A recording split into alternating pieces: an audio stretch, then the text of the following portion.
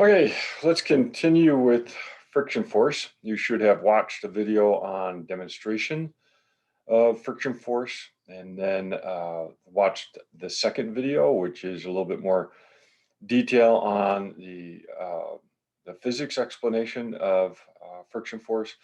And now I want to wrap that up and go through just a little bit more detail on some of the math behind friction force. All right, so let's switch cameras.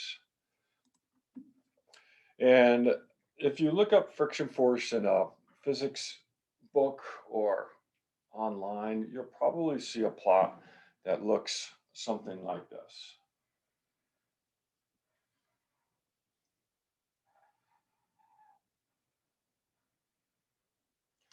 Okay, now let me label my axes. Down here, this is going to be the applied force. And on this axis will be the friction force. So if I go back to my example that I've been working with in the other videos, and I have this weight on a force platform, and I push on the weight, I'm going to call that, to match this plot here, the applied force. I'm pushing on the weight, and as I talked about in the other videos, is the friction force will match that as long as the block is not moving. And therefore, not moving. Therefore, velocity is constant. And therefore, acceleration is 0 meters per second squared. And our sum of forces acting on the object will equal 0 because A is 0. So let's go up to this plot and make sure that that concept matches this plot here. So what this plot says is that as I start increasing the force applied to the weight, the friction force is also going to increase. And so if I go to 10 newtons, for example, this is going to be Newton units, and this is going to be newtons as well, the friction force will also be 10 newtons. And no movement will occur. If I push with 20 newtons, the friction force will be 20 newtons. They will match perfectly because in this area where this line is straight all the way up until this point, this situation is existing, and the two forces acting on the object, I'm going to call them now applied to stay with this terminology, plus force friction, sorry, messed up there, equals 0. And this is force of the friction. I can put a negative sign because that's going to be pushing in the opposite direction as our reference frame. Forward is positive. So anywhere in this region where this line is straight, all right, any force I put in here, that same force will be matched by friction force. And the object does not move. All right, velocity is constant and 0. Now, at some point, something strange happens here. Well, this right here is the maximum static friction force. And I mentioned that in the other videos. And that's the video where I was lifting the box up on or putting it on the force platform and then tilting the force platform up. And then at some point, the weight slides off the force platform. That point is the maximum static friction. That's the maximum force that any other applied force above that will result in movement. So 20, 30, 40. If I say now that this force is up, I'll go out here, 100 newtons, we're going to have movement. Why?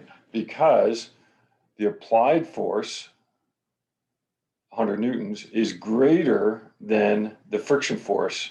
And this sum, this side of the equation, will not be zero. So that will not be true. And I'll have some acceleration. Okay? So this region here is different than this region here. So here, this region, all the way up to the maximum static friction, maximum force, is the static region. And down here, we actually have sliding happening in this region. So there's movement here. All right, so how do we calculate this force? Well, actually, we can calculate this force at any point using the equation F friction equals mu Fn. And sometimes we put an S down here, meaning that it's going to be a coefficient friction of static, meaning that it's not going to move. Fn represents the normal force or the weight of the object, not the mass of the object, but the weight of the object. So Fn is the normal force. Now, remember, when I'm lifting it up or on a ramp, the normal force is perpendicular to the surface. So there is a little bit of smoke and mirror on that part, that it's not necessarily the weight at that point. It's simply the normal force that's perpendicular to the surface. And mu s is just a coefficient of static friction. And that's a number, and you can calculate it. And we can actually calculate it from the experiment that I showed you in the other video. All right, now, that's static. Now, in this region, it's actually the same equation, but we would say that we may call it kinetic friction. It would just be a different coefficient, mu sub k for kinetic, or mu sub k for movement. Okay, so this is the standard way to present friction force in a physics book. And what it tells us is exactly what we saw, that whatever force I pushed with, as long as the object is not moving, this friction force is the same. On the force platform experiment that's in the other video, this is the ground reaction, anterior posterior ground reaction force. And we call that force a special name, and it's the friction force. All right. This is any force that's parallel to the surface. And, you know, I call it anterior posterior because we're only dealing with the movement in the one dimension.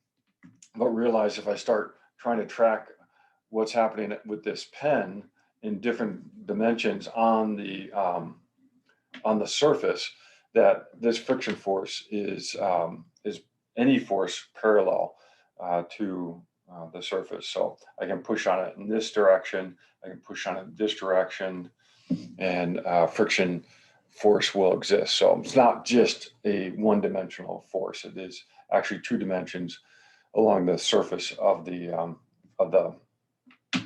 object sitting on. Okay, so that's a little bit more math behind this, a little bit more graphing, and hopefully this helps. Again, maximum static friction force, you reach that. Any force applied greater than that, we're going to have movement.